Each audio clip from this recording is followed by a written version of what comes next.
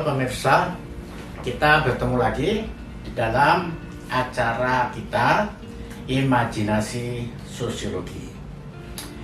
Nah, saudara sekalian, kita lanjutkan dari obrolan kita pada episode yang lalu ya. Saya tekankan bahwa ini suatu obrolan saja ya, bukan suatu kuliah sosiologi atau diskusi ilmiah sosiologi. Tidak, saya tidak menginginkan yang seperti itu. Kita mengobrol saja tentang sosiologi. Nah, oke. Sekarang kita akan coba lihat ya, kata imajinasi itu loh. Ya, jangan-jangan banyak yang merasa, loh, kok imajinasi sosiologi? Apa sosiologi itu kerjaannya berimajinasi, begitu kan? Dan imajinasi ini seperti hanya sesuatu yang mengawang-awang seperti orang melamun dan sebagainya. Bukan, saudara sekalian. Memang si Wright Mills, ya, orang yang menemukan kata itu, dia memang sengaja memberi nama imajinasi. Sebab apa? Sebab ini merupakan suatu usaha dari sosiolog untuk melihat sesuatu yang kelihatan nyata, tapi dia mencoba melihatnya di atas keadaan yang nyata itu. Dia tarik ke atas untuk melihat yang tidak biasa. Itu maka dia katakan ini imajinasi. Jadi imajinasi sosiologi itu kalau di kalangan sosiologi tetap dia bersifat ilmiah. Jadi dia bukan sesuatu pekerjaan yang biasa-biasa saja dilakukan oleh orang biasa. Tidak ya, oleh karena itu saya mengatakan ini imajinasi sosiologi. Ini memang suatu konsep ilmiah di dalam ilmu sosiologi. Nah, saudara sekalian,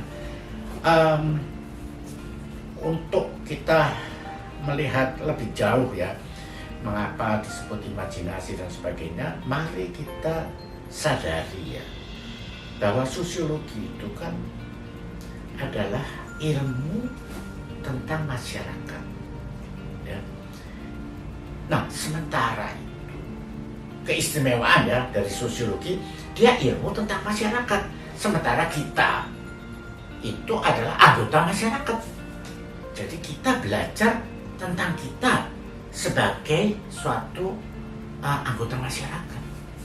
Nah, itu tentu berbeda dengan ilmu yang mempelajari alam, yang mempelajari binatang, ya, dan sebagainya. Kita manusia mempelajari masyarakat. Nah, di situ letaknya. Maka bisa terjadi kan orang akan bilang begini, loh, saya ini orang yang sudah, katakanlah saya sudah 50 tahun hidup di masyarakat. Saya sudah pengalaman tentang masyarakat. Saya tahu persis apa itu masyarakat.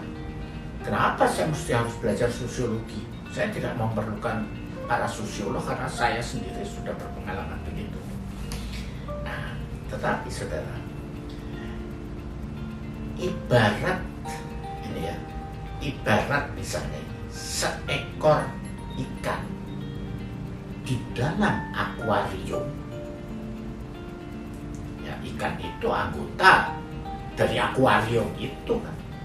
Tapi seandainya bisa ditanya, hei ikan, apa kamu bisa menganalisis, melihat secara kritis keadaan di dalam akuarium itu? Kalau ikan itu bisa jawab, dia akan bilang, loh, saya ya lihatnya ya cuman begini, saya sudah saya masuk di dalam kehidupan akuarium ini, sehingga sulit buat saya untuk menganalisis secara kritis apa yang terjadi di dalam. Kecuali kalau si ikan itu kita tarik keluar akuarium, lalu dia suruh lihat dari luar akuarium itu. Nah, itu yang namanya, kalau si Wright Mills tadi mengatakan, kita para anggota masyarakat itu sebetulnya dalam kehidupannya itu dalam tanda petik sudah terjebak di dalam masyarakat ini ya. Dia terjebak di masyarakat itu artinya dia terjebak di dalam pikiran atau cara berpikir masyarakat luas. Jadi masyarakat itu ternyata mempunyai cara berpikir yang boleh dibilang itu sudah dilakukan bersama-sama oleh masyarakat. Itulah yang disebut common sense. Common sense artinya common itu masyarakat umum, sense itu cara berpikir. Jadi common sense itu cara berpikir masyarakat umum. Akibatnya apa? Kalau ada orang yang tidak mau berpikir secara common sense, dia dibilang nonsense misalnya, atau tidak normal. Loh, ini common sense kok kamu gitu aja nggak tahu begitu. Jadi akhirnya semua orang ikut berpikir seperti itu. Padahal belum tentu common sense ini benar. Benar. Karena bisa jadi pikiran itu sendiri sebetulnya sudah dari awalnya salah, tapi karena dianggap benar, diikuti. Kalau sudah menjadi common sense ini, semua orang harus mengikuti itu supaya dianggap waras. Contoh saudara sekalian, ya, kita melihat masalah begini. Kalau orang ditanya, di rumah kamu kepala rumah tangganya siapa? Saya hampir boleh tebak ayah. Saya nggak perlu menanyakan pada 100-200 orang, pokoknya pasti ayah. Nah sekarang, kalau orang biasa, saudara, dia akan, oke, ya udah biasa. Tapi kalau sosiolog lain, imajinasi sosiologi mulai melihat dia, loh, kenapa kok ayah menjadi pemimpin itu artinya apa sih? Misalnya harus lebih pintar, harus lebih bijak, harus lebih bisa menyelesaikan masalah, harus segala macam mestinya sebagai pemimpin. Tapi kenapa otomatis kita bilang ayah? Apa ayah itu selalu punya sifat itu lebih baik daripada ibu? Misalnya, seringkali juga tidak. Nah, oleh karena itu, kalau kita terus lihat lebih dalam, ternyata persoalannya itu ada di dalam apa yang disebut sebagai ketidaksetaraan gender. Jadi rupanya saudara, di masyarakat, ya itu sih bukan hanya masyarakat kita Indonesia saja, di banyak tempat lain yang namanya ketidaksetaraan gender, itu namanya budaya patriarki, itu ada di mana-mana.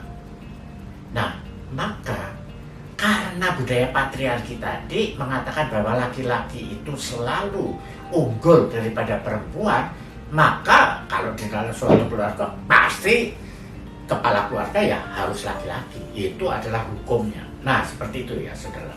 Jadi dari persoalan seperti itu saja kita bisa melihat persoalan yang sebetulnya luas di masyarakat ini. Nah, itu artinya kita melihat dengan imajinasi sosiologi gitu. Nah, baik. Contoh lain adalah misalnya saya pernah mengunjungi suatu upacara perkawinan. Nah, di dalam upacara perkawinan itu kita kan antri untuk salaman. Tiba-tiba ada pengumuman, saudara-saudara, Pak Gubernur datang dan berikan kesempatan untuk memberi salam. Lalu kita semua yang begitu banyak harus diam, stop, menunggu Pak Gubernur. Saya lihat semua orang tenang-tenang aja itu, ya biasa lah itu. Tapi buat saya, wah, kenapa harus duluan. Nah, maka saya ingin ngetes. Saya goda istri saya dengan cara saya pura-pura jalan juga seperti gubernur tadi ke depan. Ditarik sama istri saya. Jangan. Kenapa?